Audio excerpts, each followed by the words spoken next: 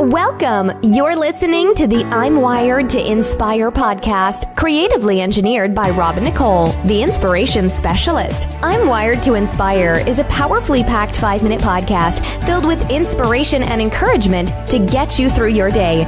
It's designed to inspire you to live your authentic purpose.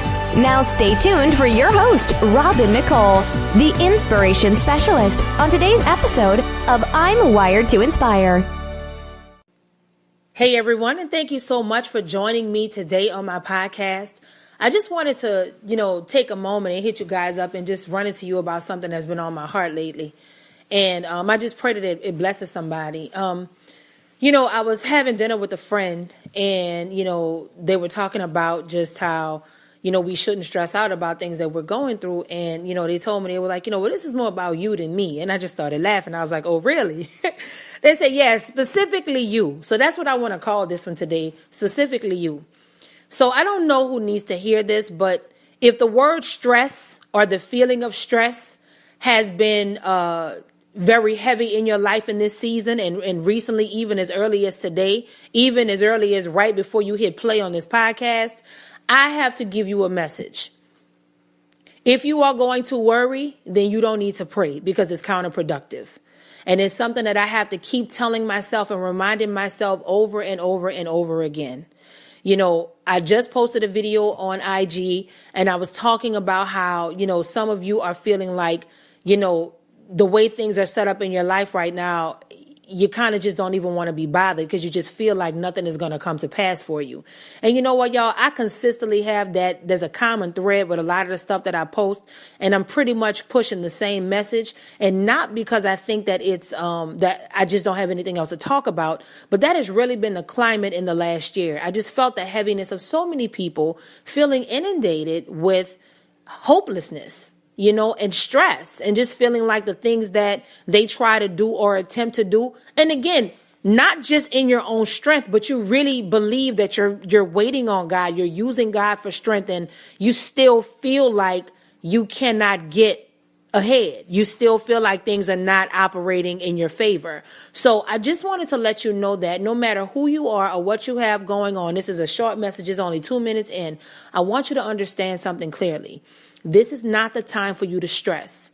Every time you take a moment to stress, you are going to give the enemy the opportunity to come in and snatch what God is trying to do for you. When you think about something like stress, that's a hotbed of demonic activity right there, because that's his playhouse. You can't tell an enemy what to do in his house. He lives in stress. God don't live in stress. That's not his address. So you have to figure out if you being stressed out is going to get you closer to God or further away from him. And that's the thing that I had to think about, because here is the thing. It does not matter if I stress out about it. If I'm operating in God's time and God's will, it's not going to happen any faster if I'm stressing. I'm not going to get any type of outcome if I'm stressing. In fact, I'm going to make things work against me. I'm not going to be adding any value to the thing that I'm waiting for, the thing that I'm working toward. So again, whenever this happens randomly like this, I know that it's God. And y'all, I've already posted today twice. So for me to have to come right behind this, somebody needs to hear this. And as I roll out on this thing, I'm going to be very specific when I say this. You see the person who last night you were crying so hard when you went to sleep, and even today you were kind of weeping in and out, and you just really feeling the weight and the pressure of the world. God says, again, do not let your heart be troubled. What are those tears going to get you? Yes, he may be counting your tears in heaven, but some of those tears you crying, you can be using that time to rejoice. The Lord wants you to take a moment. The next time you feel yourself about to cry, take a moment and count your blessings. Take a moment and count those tears. And for every tear, you have to look at that tear as a blessing. I know it's very easy to say, but I'm not telling you nothing I'm not walking out myself. So I know that it's something doable. It's not necessarily easy, but this is not the time for you to get caught up in the stress of life. The stress of life wants to snatch your soul clean up out of here, and you don't have time for that.